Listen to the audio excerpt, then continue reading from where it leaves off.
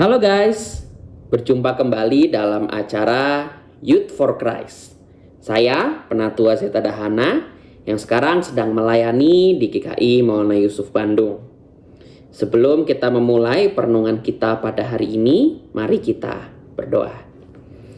Tuhan yang maha baik, kami mengucap syukur atas kebaikan-Mu yang tidak pernah berhenti.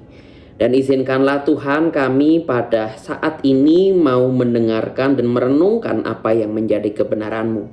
Kiranya Engkau yang menolong kami semua, membuka mata, hati, dan telinga kami. Inilah kami ya Tuhan, kami berdoa dan memohon hanya dalam nama anak-Mu Tuhan Yesus Kristus yang telah bangkit untuk kami semua. Amin. Nah teman-teman, tema kita pada hari ini adalah nyanyian kemenangan yang diambil dari Wahyu 15 ayat 1-4. Tetapi yang menjadi pusat refleksinya adalah dari Wahyu 15 ayat 3 yang berkata mereka menyanyikan nyanyian Musa, hamba Allah, dan nyanyian anak domba. Nah teman-teman yang dikasihi oleh Tuhan Yesus Kristus, kalau kita mau melihat bahwa nyanyian itu sesungguhnya adalah suatu bentuk ekspresi musik yang menyampaikan pesan, cerita, atau emosi tertentu. Jadi melalui nyanyian, nilai-nilai atau tradisi dapat disampaikan dan bahkan diwariskan. Perasaan bahagia, lalu kemudian sedih, kecewa, marah, atau bahkan isu di tengah masyarakat itu dapat diungkapkan dan dirasakan melalui nyanyian. Mungkin dari antara teman-teman juga pernah ada yang demikian ya. Ketika kita sedang emosi atau ada marah atau mungkin ada sedih gitu ya. Nyanyian-nyanyian yang kita dengarkan itu dapat sepertinya meresponi atau melambangkan apa yang sedang kita rasakan saat itu. Nah teman-teman, Yohanes melihat suatu penglihatan berupa lautan kaca yang bercampur dengan api. Di pinggir lautan kaca itu berdiri para martir, yaitu orang-orang yang mati karena teguh mempertahankan iman mereka. Para martir berdiri dekat Allah sambil memegang kecapi. Mereka menyanyikan nyanyian lama yang telah dinyanyikan sejak zaman Musa. Mereka tidak menyanyikan tentang hebatnya diri mereka yang telah mempertahankan iman hingga mati. Nyanyian itu juga bukan ungkapan penyesalan atas derita hebat yang telah mereka rasakan karena mengikut Tuhan. Karena di hadapan tahta Allah tidak ada derita hebat akibat mengikut Tuhan.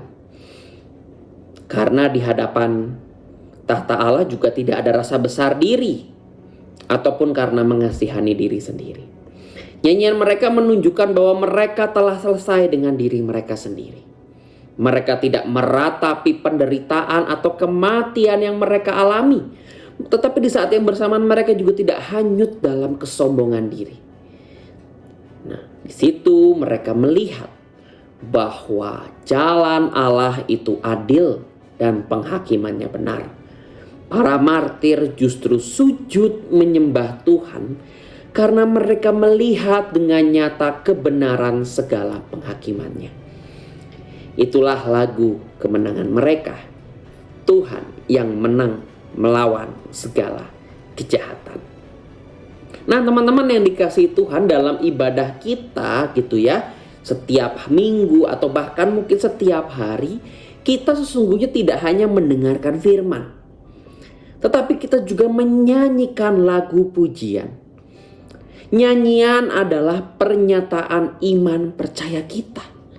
Oleh karena itu, ketika kita bernyanyi, kita menyatakan apa yang kita percayai. Oleh karena itu, renungkanlah dengan sepenuh hati pernyataan iman kita melalui lagu pujian. Semoga di situ kita semua tertolong untuk bahkan mengalami kehadiran Tuhan yang nyata dan sujud menyembahnya. Mari kita berdoa. Tuhan yang baik, pada saat ini Tuhan kami mau senantiasa memuji memuliakan Engkau. Tetapi biarlah pujian-pujian yang kami lantunkan ini bukan hanya untuk sekedar memuaskan diri kami karena lagunya indah atau enak, tetapi sebagai pernyataan iman akan Engkau yang sungguh luar biasa dalam hidup. Kiranya Engkau yang menolong kami semua Tuhan. Kiranya Engkau yang menjaga kami, supaya kami senantiasa memuji Engkau dengan tulus dan penuh hikmat.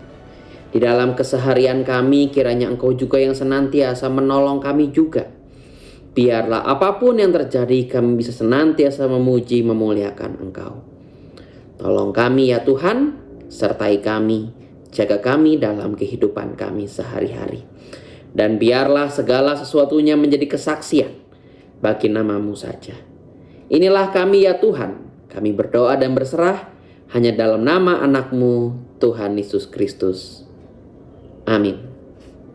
Demikian teman-teman renungan kita pada hari ini.